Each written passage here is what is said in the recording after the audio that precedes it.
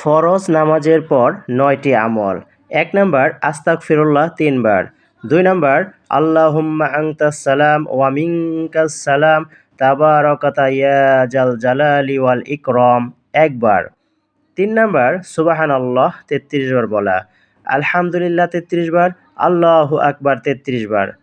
লা ইলাহা ইল্লাল্লাহু ওয়াহদাহু লা শারীকা লাহু লাহুল মুলকু ওয়া লাহুল হামদু ওয়া হুয়া আলা কুল্লি শাইইন কদির ১ বার বলা।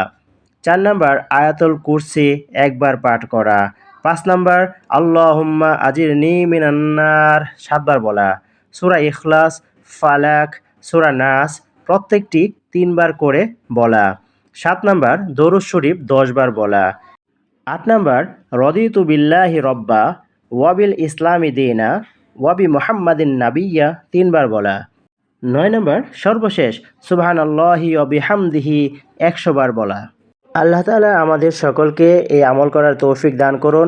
আর আপনি যদি এই ভিডিওটি শেয়ার করে অপর ভাইকে পড়াতে পারেন তাহলে আপনিও সওয়াবের ভাগীদার হবেন। আল্লাহ তাআলা আমাদের সকলকে মাফ করে দিন। আমিন।